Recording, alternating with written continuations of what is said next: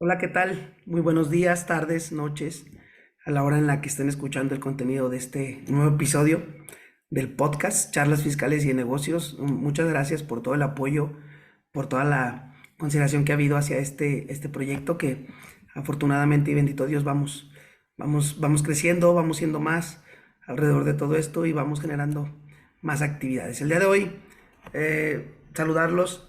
Amigos de Spotify, los que nos siguen en Spotify, síganos también en YouTube. Amigos de YouTube, síganos en Spotify. El podcast está en las dos plataformas. El podcast está disponible en video, está disponible la mayor parte de los episodios en audio en Spotify, pero pues ahora hemos estado desarrollando contenido para el canal de YouTube a la par que me permite hacerlo mucho más gráfico. El día de hoy vamos a platicar sobre un tema que, derivado de otros episodios, de otras grabaciones, me ha saltado mucho y me ha parecido muy importante traerlo a colación, que son cuáles son los derechos de los contribuyentes. Los contribuyentes que día con día, mes con mes, desarrollen una actividad económica con la cual o de la cual se genera evidentemente una actividad impositiva, una actividad de contribuciones. Entonces, vamos a saber cuáles son los derechos de los contribuyentes. Los contribuyentes tienen derechos, cuáles son los alcances de estos derechos y qué pasa si no se respetan. El objetivo del episodio del día de hoy es poner en la discusión, de conocimiento de todo lo que nos escuchan y de todos los interesados en la materia fiscal, pues de cuáles son esos derechos que tienen las personas que causan contribuciones. Tenemos desde el año 2005 una ley que es nueva, no ha tenido reformas, nueva desde un punto de vista de que no ha tenido ningún cambio. Ya 2005, pues ya son sus añitos, sus 18 años desde entonces. 23 de junio de 2005 es el primer instrumento legislativo que contamos que nos permite entender y valorar los derechos del contribuyente en México.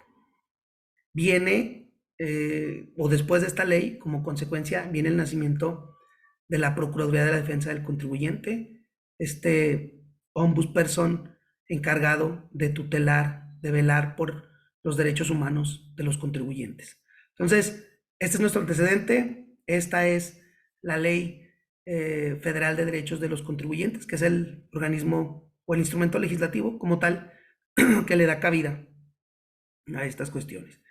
¿Qué nos dice esta ley? ¿Cuál es el alcance de la ley? Su objeto tiene por objeto regular los derechos y garantías básicos de los contribuyentes en sus relaciones con las autoridades fiscales. La relación fisco-contribuyente es inherente a la relación tributaria, es necesaria y es inevitable. Entonces, realmente el tema de los derechos de los contribuyentes y las garantías que deben de respetar las autoridades fiscales en el desarrollo de sus facultades de comprobación y de todas sus actuaciones en general, pues reviste una importancia muy, muy trascendental, de capital importancia. Los derechos y garantías consagradas en beneficio de los contribuyentes les serán igualmente aplicables a los responsables solidarios. Esto de conformidad con el artículo 1 de esta Ley Federal de Derechos del Contribuyente también hace esta similitud al tema o aplica también a los responsables solidarios, artículo 26 del Código Fiscal de la Federación, que en sus distintas fracciones, que ya son varias a partir del año 2022, tenemos esta posibilidad o esta extensión también a este tipo de sujetos, a estos terceros, a estos responsables solidarios. Traer a colación en 2005 es cuando nace esta ley, por ahí del año 2011, en junio de 2011 para ser más exactos, viene una reforma trascendental en nuestro ordenamiento jurídico, una reforma constitucional en materia de derechos humanos. Esta establece y le da entrada a los tratados internacionales que México celebra con, evidentemente, con el extranjero, con el ámbito global, y da la entrada a los derechos que no estén o que estén reconocidos allá, que se reconozcan aquí en nuestro ordenamiento jurídico. Es una reforma de bastante alcance, trascendental, de cambio de paradigma, y tiene un principio un principio denominado principio pro persona o principio pro homine, que es la interpretación de las leyes, de las disposiciones del derecho, siempre deberá buscar el aspecto o el enfoque más favorable al ser humano. Muy interesante este tema. Entonces, esta ley de 2005 tenemos que entenderla y tenemos que concatenarla con lo señalado en esa reforma constitucional, concretamente artículo primero constitucional en materia de interpretación de normas. ¿Cuáles son los derechos? Vamos a enlistarlos, vamos a platicar algunos de ellos.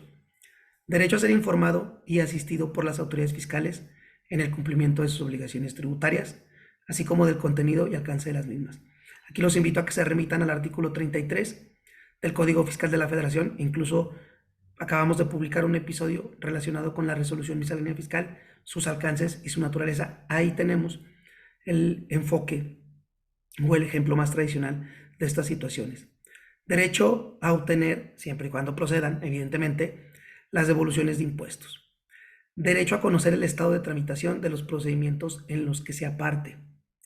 Derecho a conocer la identidad de las autoridades fiscales bajo cuya responsabilidad se tramiten los procedimientos. Y aquí los invito a remitirnos al artículo 38, fracción primera del Código Fiscal de la Federación, que nos establece los elementos que debe de cumplir un acto administrativo, un acto realizado por una autoridad fiscal. Uno de ellos es que sea emitido por autoridad competente, derivado del artículo 16 constitucional. Derecho a obtener certificación y copia de las declaraciones presentadas por el contribuyente previo el pago de los derechos que en su caso establezca la ley. Este siguiente, derecho a no aportar los documentos que ya se encuentran en poder de la autoridad fiscal actuante. Ese tema me parece importante mencionarlo. El CFDI, desde el año 2014, es el único medio de comprobación en materia fiscal para efectos de la validez de la deducción o el acreditamiento de los impuestos indirectos. El CFDI está en la nube, el CFDI está en el portal del SAT y pudiéramos interpretar desde ese punto de vista que ya obran en poder de la autoridad. Ahí está, no os dejar el comentario.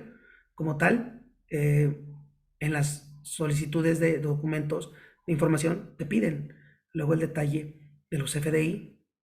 En el tema de las devoluciones de impuestos ni se diga. Entonces, ahí está esta cuestión que me parece que muchas veces no se está respetando a cabalidad. Derecho al carácter reservado de los datos, informes o antecedentes que de los contribuyentes y terceros con ellos relacionados conozcan los servidores públicos de la Administración Tributaria. Y hay que recordar aquí que hay una excepción, artículo 69 del Código Fiscal de la Federación, en materia de excepciones al secreto fiscal, cuando se pueden publicar los datos de los contribuyentes, cuando son incumplidos, cuando se les condonaron créditos fiscales, cuando tienen créditos firmes. Y el tema del artículo 69-B del Código Fiscal de la Federación en materia de compraventa de facturas, simulación de operaciones, y el 69-B bis en materia de transmisión indebida de pérdidas fiscales. Esos, se sabe, está permitido la publicación en el Diario Oficial de la Federación y en el portal del Servicio de Administración Tributaria. Derecho a ser tratado con el debido respeto y consideración por los servidores públicos de la Administración Tributaria. Derecho a que las actuaciones de las autoridades fiscales que requieran su intervención se lleven a cabo en la forma que les resulte menos onerosa. Aquí sí quiero destacar el tema de los medios electrónicos. Realmente los medios electrónicos en materia fiscal han venido a contribuir hasta cierto punto en estas cuestiones, en que sea menos oneroso desde el punto de vista, claro, de la impresión de archivos, de la generación de expedientes físicos. Desde esa parte, me parece que pudiéramos solventar bien esta cuestión, no en atención a requerimientos. Esa parte sigue, me parece, estando pendiente. Derecho a formular alegatos, presentar y ofrecer como pruebas documentos conforme a las disposiciones fiscales aplicables. Derecho o garantía de audiencia establecido por nuestro artículo 14 constitucional. Derecho a ser oído en el trámite administrativo con carácter previo a la emisión de la resolución determinante del crédito fiscal. Y aquí quiero que nos remitamos al penúltimo párrafo del artículo 42 del Código Fiscal de la Federación, que establece la obligación del SAT de dar a conocer a los dueños de la empresa, a los integrantes de los órganos de administración, el resultado de las observaciones generadas derivado de las facultades de comprobación ejercidas. Derecho a ser informado al inicio de las facultades de comprobación sobre sus derechos y obligaciones. Vamos a hablar de un tema que es la Carta de los Derechos del Contribuyente. Derecho a corregir su situación fiscal. Derecho a señalar en el juicio ante el Tribunal Federal de Justicia Administrativa. la demanda de nulidad o el juicio contencioso administrativo como domicilio para recibir notificaciones, el ubicado en cualquier parte del territorio, salvo que esté dentro de la circunscripción territorial de la sala. El domicilio, pues hay que señalar el que está para esos efectos. Artículo 21, otro tema, un principio que no sé qué tanto se está respetando en la actualidad. En todo caso, la actuación de los contribuyentes se presume realizada de buena fe. El principio de buena fe en el ejercicio de los derechos de los contribuyentes, en el ejercicio del cumplimiento de las obligaciones fiscales. Corresponde a la autoridad fiscal acreditar que concurren las circunstancias agravantes que señala el Código en la comisión de infracciones tributarias. Presunción de buena fe, un tema muy interesante, principio pro persona asociado a estas cuestiones. Se entiende que hay una actuación de buena fe por parte de los contribuyentes. Lo dejo para que cada uno de ustedes lo analice, cada uno pueda llegar a sus conclusiones. El SAT tiene una carta de los derechos del contribuyente auditado donde se dan a conocer todos los derechos que tiene precisamente el contribuyente cuando está siendo sujeto de una auditoría y que toma muchos de los que hemos establecido aquí, o que establece, la Ley Federal de los Derechos del Contribuyente. Y también hay un documento muy importante de la PRODECON que se llama, de 8 páginas, ¿Conoces la Carta de Derechos del Contribuyente? Son documentos importantes, son documentos interesantes. Para mencionar de una manera muy breve, los contribuyentes tienen derecho a impugnar las resoluciones definitivas dictadas por las autoridades fiscales, lo conocido medios de defensa. Aquí en el proyecto Charlas Fiscales y de Negocios hemos tenido capacitación gratuita en relación a medios de defensa. Por ahí ya hemos publicado en YouTube la primera parte o una parte de esa capacitación. Los invito a que vayan al canal a escucharlo, a verlo. En el ejercicio de sus facultades de comprobación, como son los oficios de imposición de multas, resolución que determinen los adeudos fiscales, la negativa de devolución, entre otros. Los créditos fiscales que determina la autoridad fiscal pueden ser impugnados. El contribuyente puede defenderse. Esto precisamente lo menciona el artículo 23 de la Ley Federal de los Derechos del Contribuyente, que establece: los contribuyentes tendrán a su alcance los recursos y medios de defensa que procedan en los términos que las disposiciones legales respectivas contra los actos dictados por las autoridades fiscales. Y ojo, este tema es bien importante.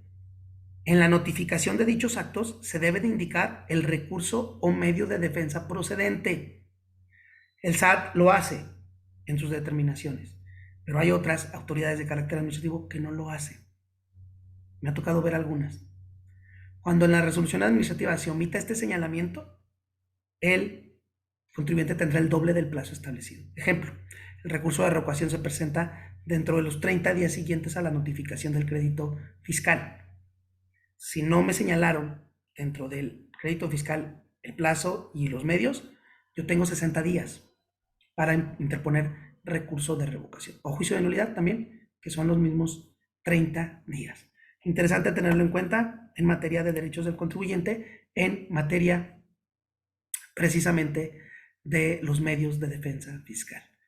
La intención del día de hoy, la intención de este episodio es que conozcamos por dónde buscarle, por dónde desarrollar más el conocimiento en relación a los contribuyentes, a los derechos que todo contribuyente tiene en este país, partiendo de la Ley Federal de los Derechos del Contribuyente, partiendo de los principios de justicia fiscal establecidos en la fracción cuarta del artículo 31 constitucional, y pues toda la serie de normatividad que hemos estado platicando a lo largo del desarrollo de los episodios.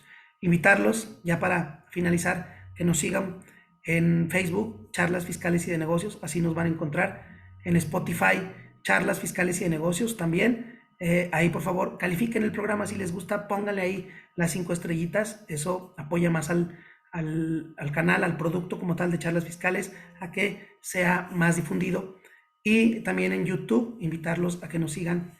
En YouTube se meten y ponen Charlas Fiscales y de Negocios y les sale el canal, que es precisamente donde van a escuchar y van a ver el contenido, además del tema de Spotify.